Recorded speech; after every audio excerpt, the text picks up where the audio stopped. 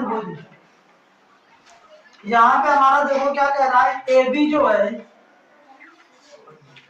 वो हमारा Q R के क्या है, अनुपात। A B upon Q R दिया गया है, बराबर है बी सी अपान, ये सी मान लो और ये पी मान लो, ठीक है ना, बी सी बटे पी आर के।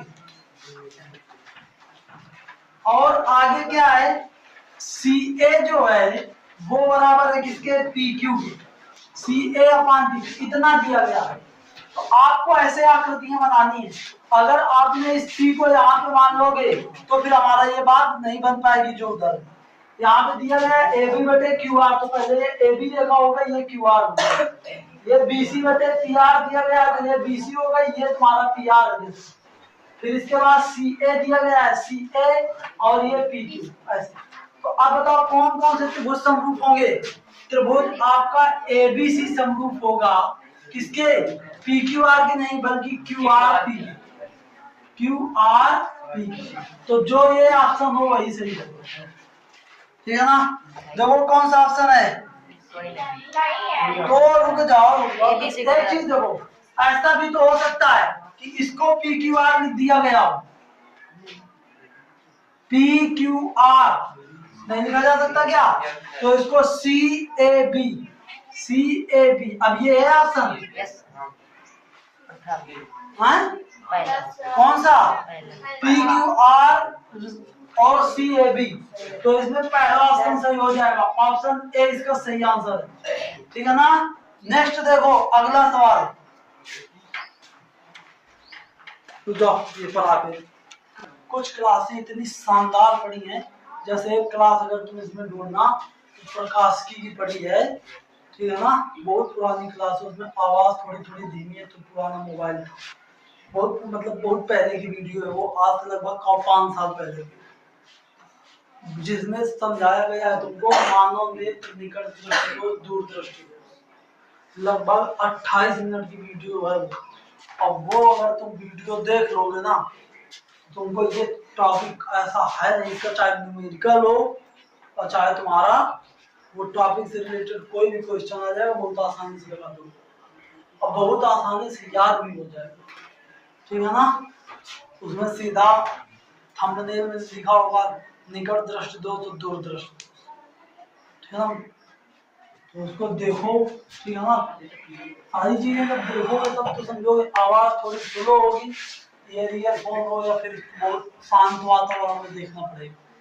आगे देखो, ये हमारा 6 सेंटीमीटर है, ये 3 सेंटीमीटर है ये, और ये तुम्हारा 5 सेंटीमीटर है, ये 2.5 सेंटीमीटर है, ठीक है ना। ये वाला कोण कितना है, 50 अंश। सर ये नहीं, अंदर वाला, इधर वाला ए पी, हाँ ए पी बी, ये 50 अंश है, और ये वाला कोण 30 अंश है। तो बात को पहले समझो, यहाँ पे तो समझोगे तब कहानी बनेगी। कहीं ना कहीं देखो, यहाँ पे अगर तुम देखो तो जो भुजा हमारी ये पी बी है, अगर मैं पी बी करूं, ठीक है ना, पी बी और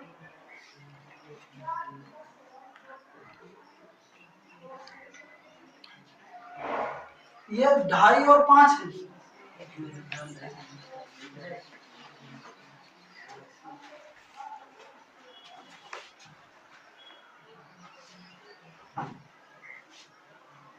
इसमें तो संगत भुजाओं का अनुपात भी बराबर नहीं होगा क्या,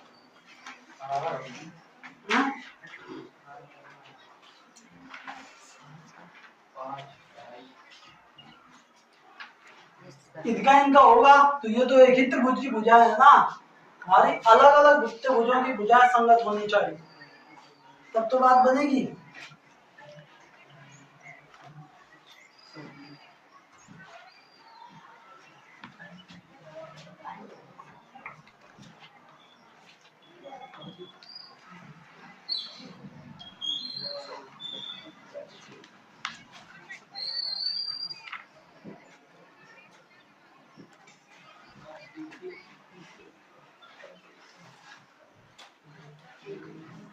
सवाल में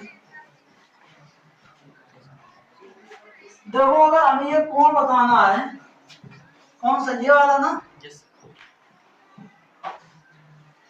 तो ये वाला अगर 50 है तो देखो ये वाला भी कोण 50 समझो, शीर्षाभिमुख कोण, ठीक है ना। तो जो बिंदु P हो गया वो हमारा संगत हो गया। यहां से अगर हम PC अपान PA निकालें, PC अपान PA मतलब 2.5/6, तो ये हमारा कितना, 25 और 12, 5/12, और ये तो हमारा 5/12 नहीं होगा ना,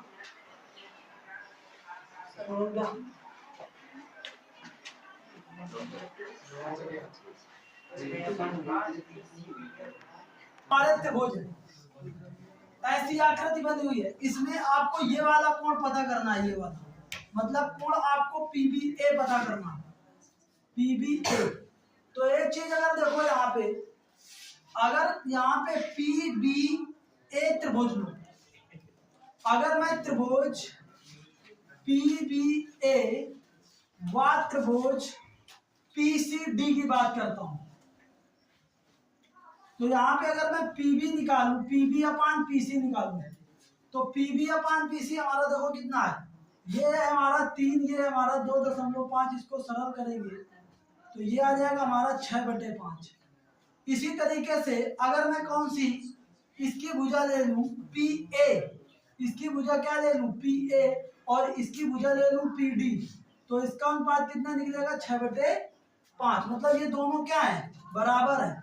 PB अपान PC बराबर PB अपान ये कितना PD, इतना देखो ये बराबर है। अब इन्हीं के बीच बनने वाला देखो कोण, इन दोनों भुजाओं के बीच, इन दोनों भुजाओं के बीच बनने वाला कोण ये भी हमारा बराबर होगा। क्यों, शीर्षाभिमुख कोण, मतलब जो BPA होगा वो बराबर होगा आपका CPD के। क्यों बराबर होगा, शीर्षाभिमुख कोण। तो हमारा भुजा कोण भुजा से ये हमारा त्रिभुज दोनों क्या हो जाएंगे, PBA। जो हमारा PBA होगा वो समरूप होगा किसके, PCD के।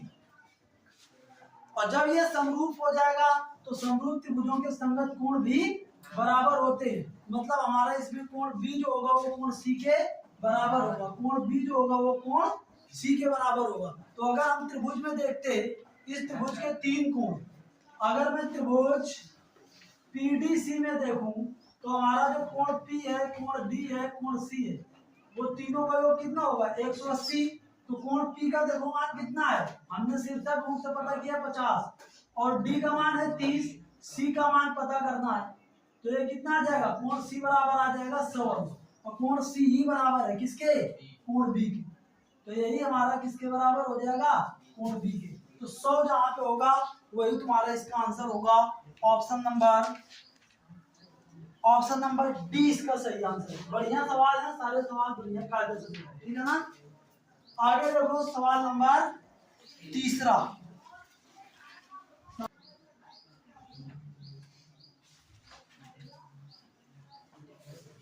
यहाँ पे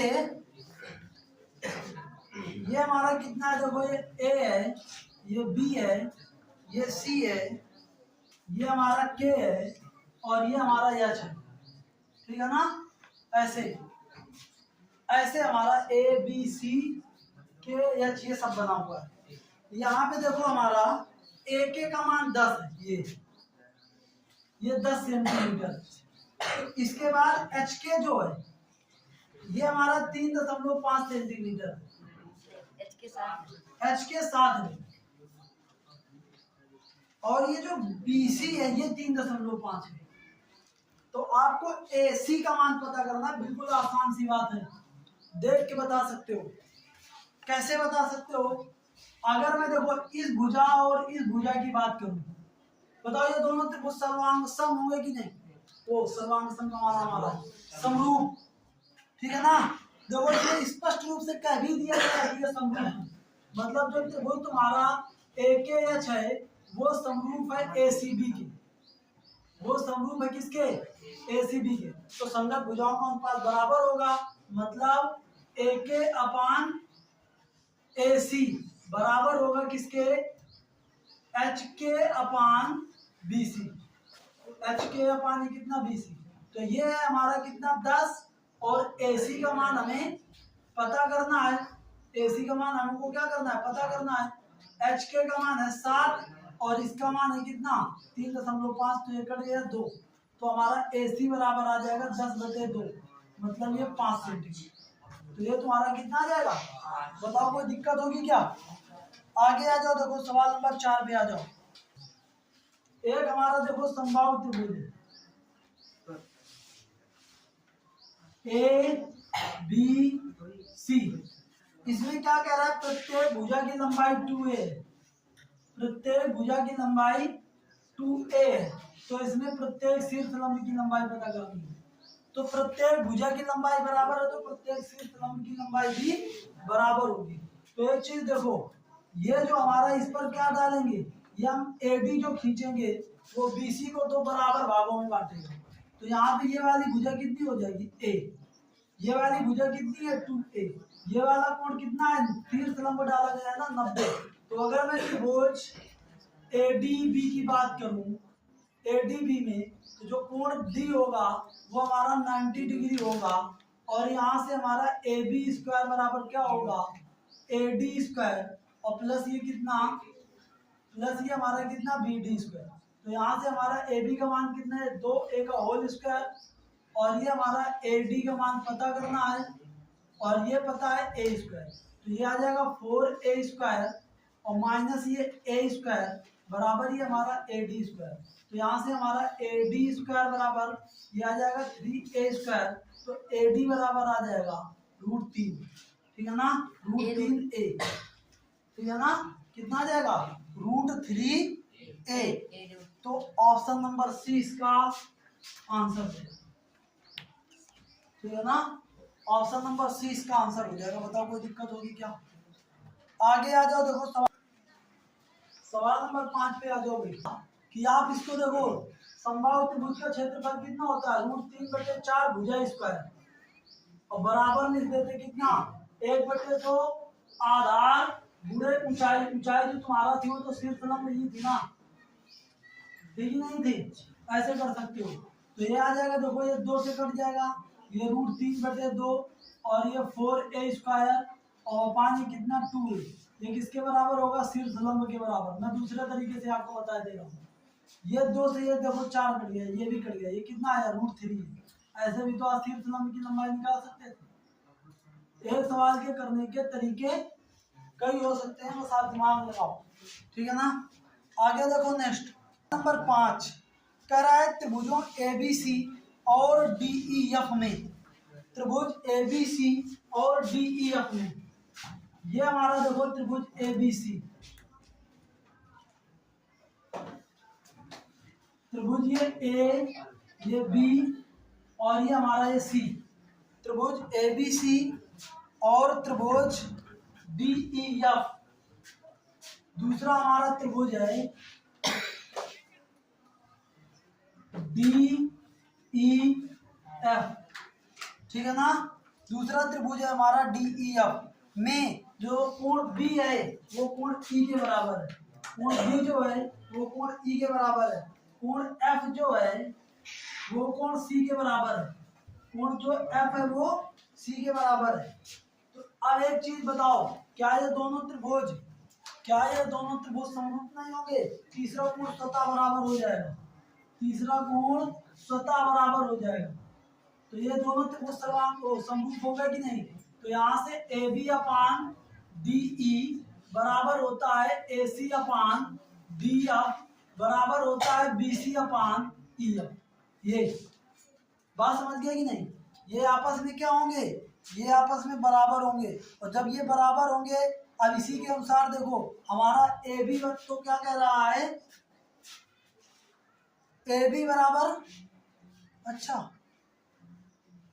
कह रहा है ए बी बराबर 3DE, ए बी बराबर है 3DE। तो यहां से ए बी अपान DE का मान कितना आ जाएगा 3/1। तो देखो इसका मतलब क्या है, कह रहा है सर्वांग परंतु समरूप नहीं, ये तो हो ही नहीं सकता, ठीक है ना, क्योंकि भुजाएं हमारी बराबर होनी चाहिए। देखो अगर हमारा केवल इतनी बात, पहले बात को समझो, ठीक है ना, केवल हमारी इतनी बात दे दी जाएगी तो क्या ये डिफाइंड हो पाएगा कि ये समरूप है? समरूप सर्वांग सम भी तो हो सकता है, नहीं हो सकता क्या? क्योंकि प्रत्येक सर्वांग सम समरूप होते हैं, तो ये सर्वांग सम नहीं है। इस बात को जानने के लिए ये वाली चीज दी गई। बात समझ गए कि नहीं? क्योंकि अगर ये दोनों भुजाएं बराबर होती अर्थात ए बी बराबर DE होता, तब ये दोनों क्या हो जाते? सर्वांग सम हो जाते। लेकिन ऐसा नहीं है, इसलिए ये दोनों त्रिभुज कैसे होंगे? समरूप होंगे। तो ये दोनों त्रिभुज समरूप है किंतु सर्वांग सम नहीं है। जो ऑप्शन होगा वही सही होगा, ठीक है ना। ऑप्शन नंबर बी, समरूप परंतु सर्वांग सम नहीं। ठीक, बात समझ गया ना। आगे देखो नेक्स्ट सवाल नंबर, एक हमारा है ABC, दो हमारे समरूप त्रिभुज हैं। एक हमारा है ABC और दूसरा है DEF, ABC और दूसरा है हमारा DFE, इस तरीके से, ठीक है ना। तो ये हमारा आ जाएगा कोण ए का मान आ जाएगा 30 अंश, ये आ जाएगा सी का मान आ जाएगा 50 अंश और ए बी का मान आ जाएगा ये कितना, ये 5 सेंटीमीटर और ए सी का मान ये कितना आ जाएगा 8 सेंटीमीटर। बात को ध्यान से समझो। डी एफ का मान आ जाएगा कितना, ये 7.5। तो निम्नलिखित में से क्या सत्य है बोल रहा है। कई ऑप्शन दिए गए हैं, यहाँ पे पहले से क्लियर कर दिया गया है कि एबीसी जो है वो समरूप है किसके, वो समरूप है डीएफई के, डीएफई के समरूप है। तो यहाँ पे आपको देखो ध्यान देना है, समरूप भुजाओं की संगत भुजाओं का अनुपात और संगत कोण बराबर होते हैं। तो यहाँ पे देखो अगर मैं इस कोण को निकालूं कितना आएगा बताओ, इस कोण को अगर मैं निकालूं तो कितना आएगा 100 अंश। तो ये वाला भी 100 अंश हो जाएगा कि नहीं, ये वाला भी 30 अंश हो जाएगा कि नहीं, ये वाला भी 50 अंश। तो पहले तो ये देखो ये 7.5 है, ठीक।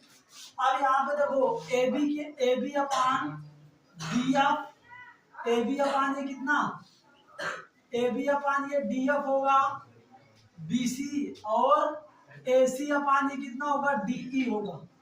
अब इनके मान रखो, ये हमारा इसका मान कितना है ए बी का 5, डी एफ का कितना है 7.5, ए सी का कितना है 8, डी ई का पता नहीं है। तो देखो ये कितना होगा, डी ई बराबर होगा 8 गुणे 7.5/5, जो हो जाएगा 5 एकम 5 पचम 25, 15 × 120 मतलब 12 सेंटीमीटर। तो ये जो आएगी माप, ये आएगी आपकी 12 सेंटीमीटर। तो इसमें कहीं 12 सेंटीमीटर, ठीक है ना। पहले तो देखो 12 सेंटीमीटर सभी है, और कौन सी भुजा डीई, डीई 12 सेंटीमीटर हो और कोण एफ तुम्हारा 100 अंश हो, ठीक। तो यही तुम्हारा आंसर हो जाएगा ऑप्शन नंबर बी, ठीक है ना। इसके आगे की चर्चा नेक्स्ट क्लास में की जाएगी। यहाँ तक आप लोग विधिवत, ठीक है।